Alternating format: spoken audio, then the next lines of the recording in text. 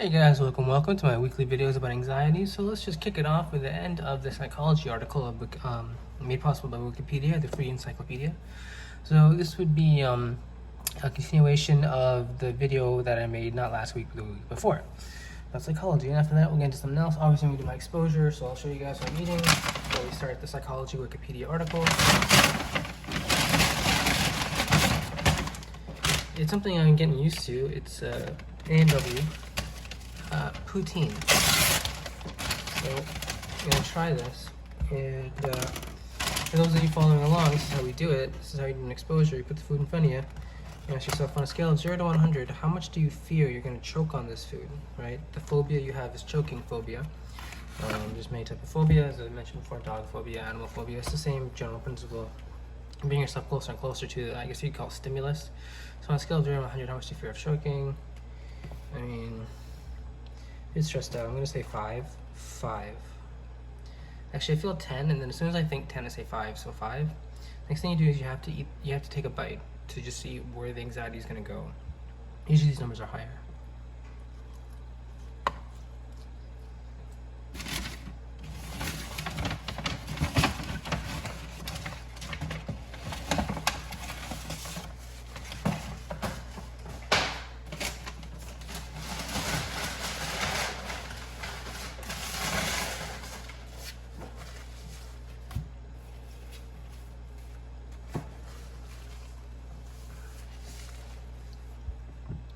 And my anxiety level, it fell to a 0 when I ate.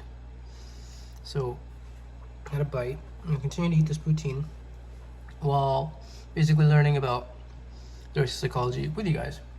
Then we'll talk about probably something else. I'm not sure yet. Let's just go. Sorry. Oh my god, sorry guys. I don't think the music is on, or the audio, technology. Let's start this again with Phineas Gage.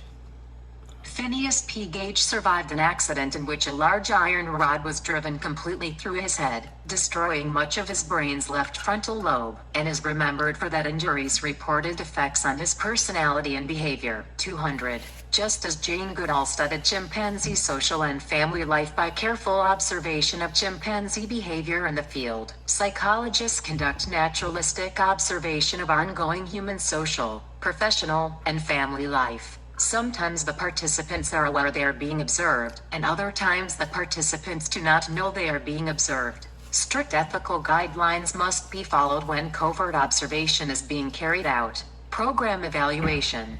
Program evaluation is a systematic method for collecting, analyzing, and using information to answer questions about projects, policies, and programs. 201, particularly about their effectiveness and efficiency. In both the public and private sectors, stakeholders often want to know whether the programs they are funding, implementing, voting for, receiving, or objecting to are producing the intended effect. While program evaluation first focuses around this definition, important considerations often include how much the program costs per participant, how the program could be improved, whether the program is worthwhile, whether there are better alternatives, if there are unintended outcomes, and whether the program goals are appropriate and useful. 202.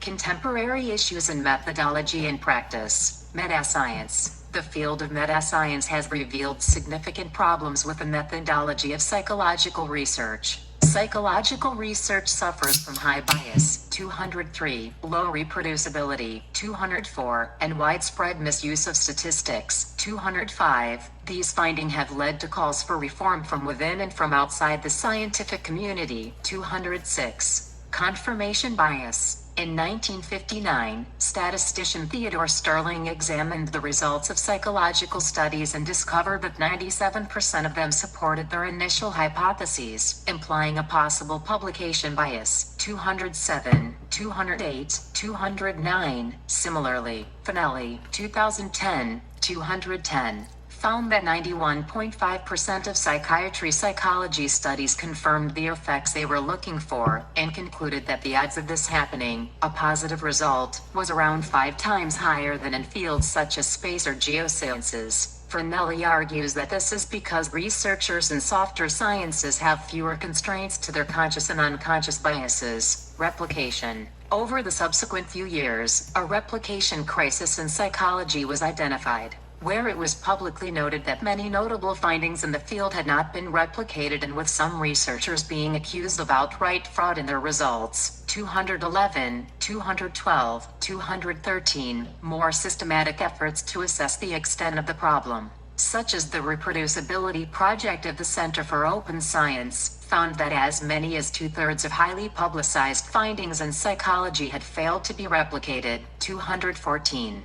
With reproducibility being generally stronger in studies and journals representing cognitive psychology than social psychology topics. 214, and the subfields of differential psychology, including general intelligence and Big Five personality traits research. 215, 216, behavioral genetics, except for candida gene and candida gene by environment interaction research on behavior and mental illness. 217, 218, and the related field of behavioral economics being largely unaffected by the replication crisis. 219. Other subfields of psychology that have been implicated by the replication crisis are clinical psychology. 220, 221, developmental psychology, particularly cognitive and personality development. 222, 223, 224, and a field closely related to psychology that has also been implicated is educational research. 225, 226, 227, 228. Focus on the replication crisis has led to other renewed efforts in the discipline to retest important findings. 229, 230, and in response to concerns about publication bias and p-hacking, more than 140 psychology journals have adopted result blind peer review where studies are accepted not on the basis of their findings and after the studies are completed, but before the studies are conducted and upon the basis of the methodological rigor of their experimental designs and the theoretical justifications for their statistical analysis techniques before data collection or analysis is done. 231. In addition, large-scale collaborations between researchers working in multiple labs in different countries and that regularly make their data openly available for different researchers to assess have become much more common in the field. 232.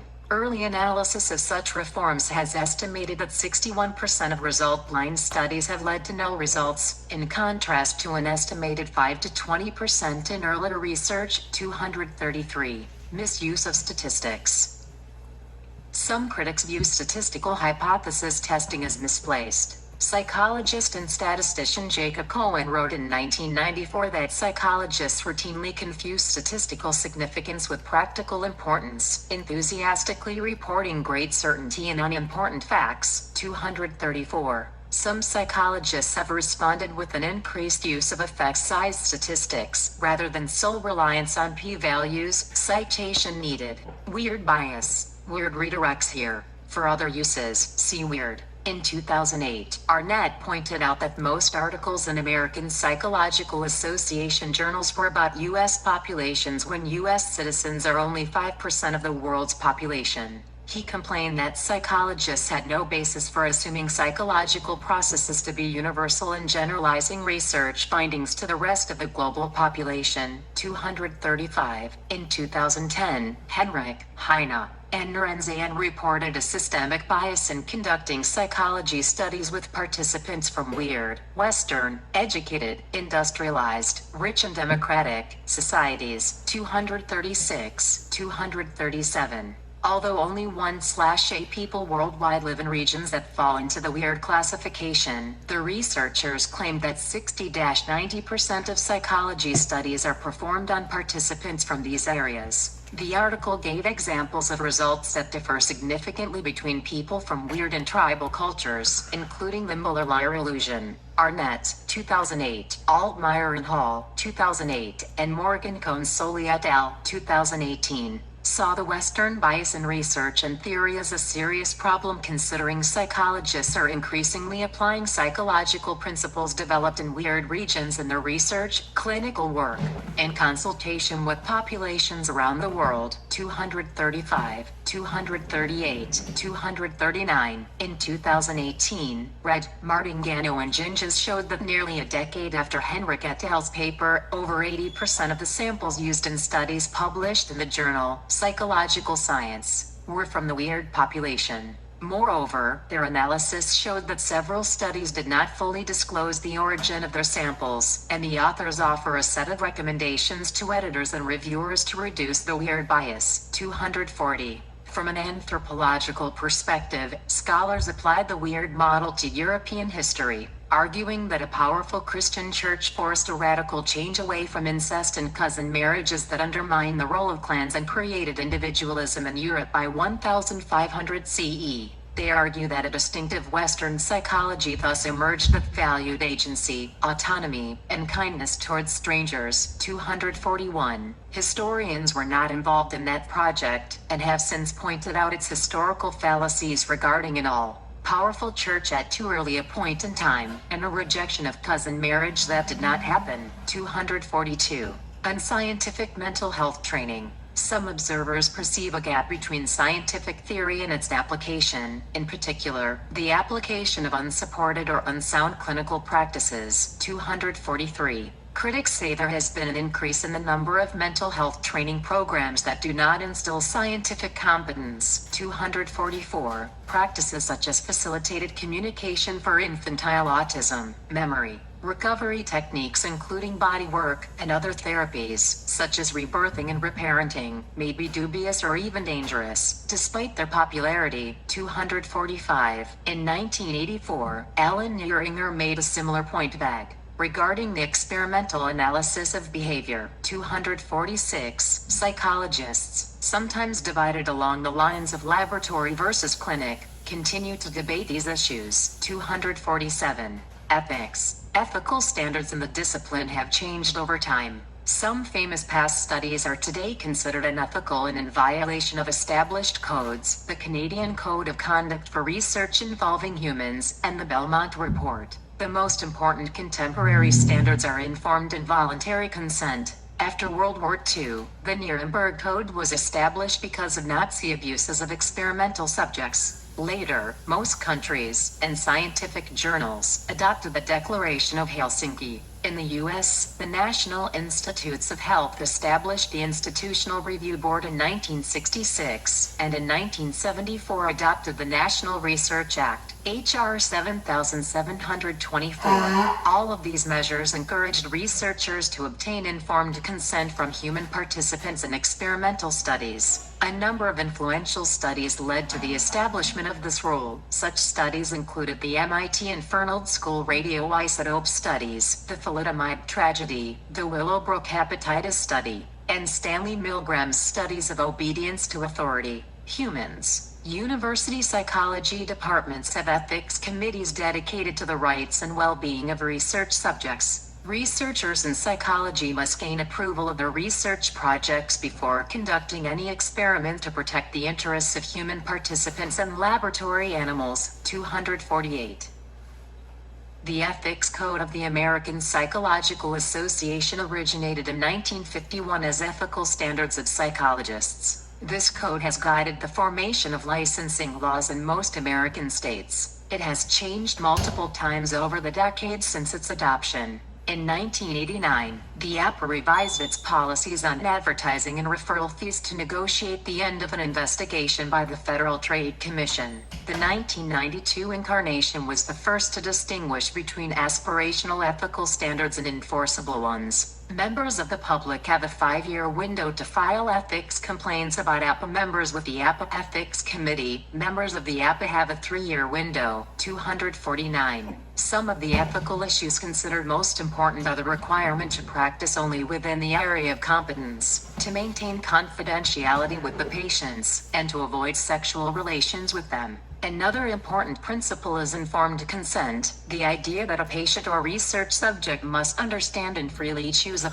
Guys, I'm just gonna pause this for a second because it's really interesting about the ethical, parameters psychologists and therapists have to have with their patients, especially this part about, avoiding sexual relations with them. I think is very important because a lot of therapists can get really attached to their clients, or clients can get attached to their patients, and it could lead to things like that. For example, I heard, where I live in Toronto, there was a gay therapist who was had a patient who was gay who wanted to, I guess, not be gay, wanted to like change to straight. And so they began talking, and one thing next led to the other, and they had a sexual relationship. And this was huge news in here. So it's very important, for the patient. The most important thing is for the patient who's receiving care that they have someone who they can trust, and someone who doesn't, has no sort of sexual relationship with them, because that would not be healthy. The point of this whole therapist kind of meeting is not for sexual gratification. It's obviously for psychological issues. What's going on with having sex with the ER doctor? Why would you do it? It just doesn't make any sense. It's not helpful for your mental health. It's more something that you would do if you're going to break someone's boundaries. You're going to break someone's personal space, and it doesn't help. So let's move on from there. Another important principle is informed consent, the idea that a patient or research subject must understand and freely choose a procedure they are undergoing. 249. Some of the most common complaints against clinical psychologists include sexual misconduct and involvement in child custody evaluations. 249. Other animals. Current ethical guidelines state that using non-human animals for scientific purposes is only acceptable when the harm, physical or psychological, done to animals is outweighed by the benefits of the research. 250. Keeping this in mind, psychologists can use certain research techniques on animals that could not be used on humans. An experiment by Stanley Milgram raised questions about the ethics of scientific experimentation because of the extreme emotional stress suffered by the participants. It measured the willingness of study participants to obey an authority figure who instructed them to perform acts that conflicted with their personal conscience. 251.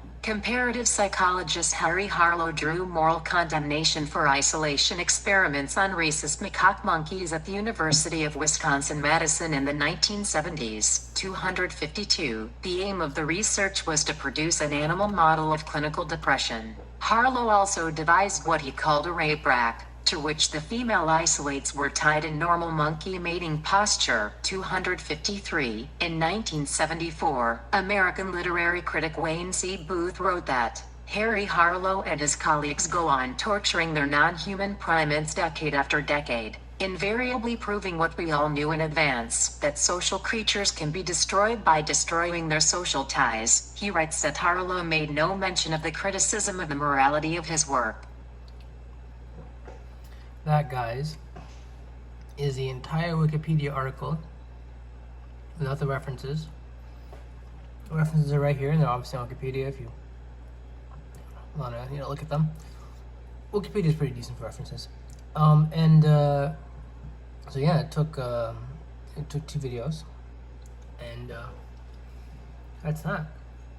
I'm still working on this guy.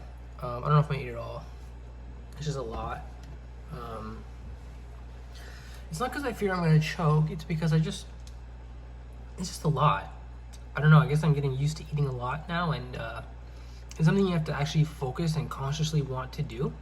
Because you gotta ask yourself, are you eating because you're hungry, or are you eating because you want to deal with your choking phobia, or are you eating because of you just want to munch, or are you eating? And it becomes this whole kind of like overthinking thing. And so you just end up kind of just having a lot of food around you and letting the experiences flow. And that's the best way. That's how you deal with a phobia. You allow that thing that you fear to kind of be around you and naturally kind of integrate into your surroundings, into your orbit, what's going on with your life, and until it basically becomes no more dangerous than anything else. Alright, that being said, I'm trying to think here. I don't think I had anything else planned. I was thinking about talking about stigma again. Like, it's important. I just don't think it would be good for now, because I don't really have a lot to talk about it, except that you just got to break the stigma. I know it sounds easier than said. I'll just say a few words on stigma real quick. That stigma does exist. There is a stigma of mental illness in, people's lives, especially in traditional cultures, traditional families. To say, for example, I, don't believe in psychology, or for example, the patient doesn't believe in psychology, it can be very bad for that patient's health. And a lot of it has to do with timing. The person has to be able to be willing and open to this idea of cognitive behavioral therapy, to this idea of your thoughts being related to your actions, being related to your emotions, being related to basically everything else around you, like what you do, like your entire routine. And if you can't make that logical jump, which is proven through evidence-based therapies, you're gonna have a tough time trying to reconcile some parts of your anxiety that you just can't reconcile because you're not buying into it. There's a buy-in. There's definitely a buy-in. You need to have, I don't use the word faith because I'm not that type of person. You need to have a buy-in. You need to be like, okay, what are the rules? Got it. Got my feet wet. Understand some of it. Let's do this. Let's learn this. You got to have that. Like for me, the thought was, I need to start taking my mental health seriously. And that was after about, 10 years of battling with it, depression, and then choking phobia and anxiety and drug abuse, and just a lot of problems going on. And if you're too sidetracked with the problems and you don't really, like, for example, my family had a big stigma.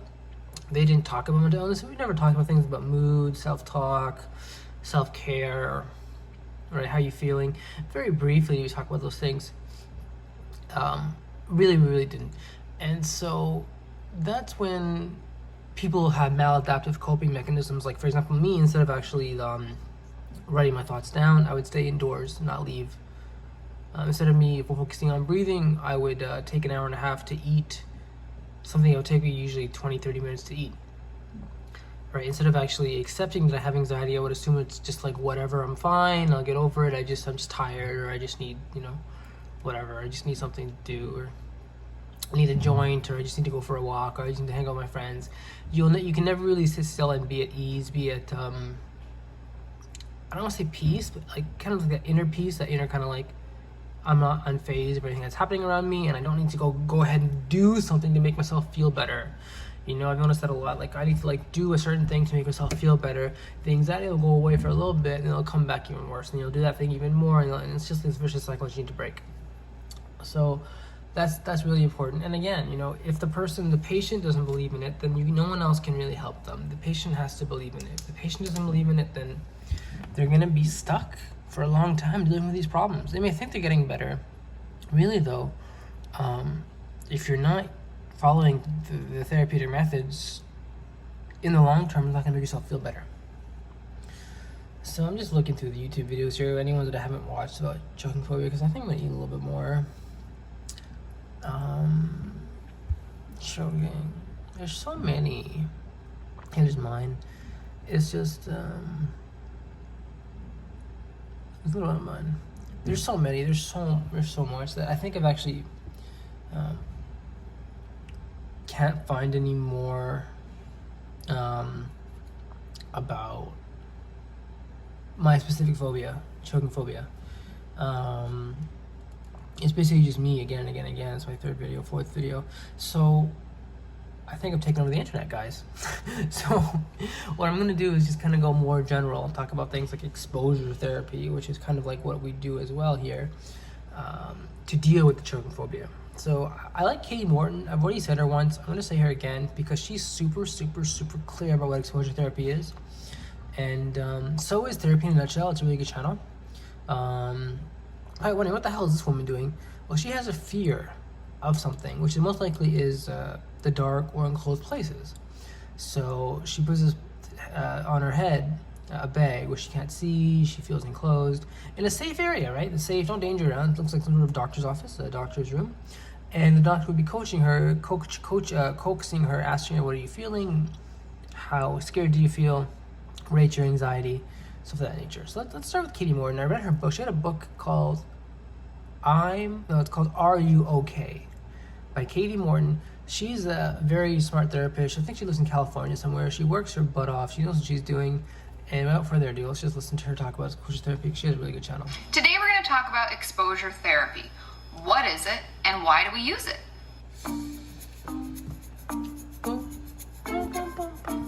Alright, it's gonna have to be not full screen, sorry guys. I just don't feel So like exposure therapy is a CBT technique. CBT meaning cognitive behavioral therapy. But it's a technique that's used in CBT to treat PTSD and phobias. Before I even get into what exposure therapy is, I want to let you know how important it is that you see someone who specializes in exposure therapy.